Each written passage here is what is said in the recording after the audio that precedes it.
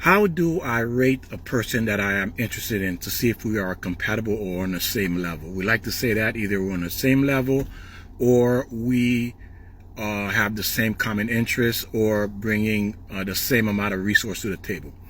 Well, the way you have to look at it is think about the credit score. If you have an 850 credit score, most likely you know what it took for you to keep and maintain an 850 credit score, right? So we understand what it takes. But if you take somebody who has a credit score of 300, what does that mean? This person has no discipline, no understanding what it means to be able to maintain a 850 credit score. So when you bring somebody like that into your life, what you're going to do is all they know is how to drag you down to a 300. Although you discipline and you work very hard to get there, but they have no clue. And this is what people do. They go get people where they are way below their level of understanding and compatibility. And we bring these people into our life thinking that we can bring them up. Do you remember how hard it was? The struggle you went through just to repair that credit, to bring it up to 850 and to maintain it? Well, these people have no idea. And this is what happens when you get into a relationship. You're trying to bring that person up. It doesn't work. It's either they're there or they work to get there and they understand it, or it's not going to happen.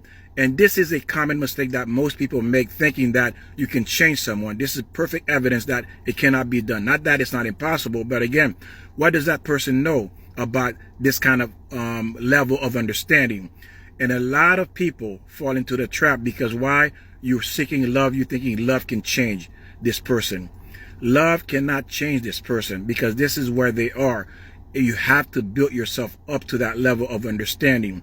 And a lot of people in this world is going to find the hard way that it doesn't work. As a matter of fact, you spend many years to get there, and now you go get this person who has no idea, and then you're trying to convince them over and over. You spend 10, 15 years trying to convince this person to come up to 850.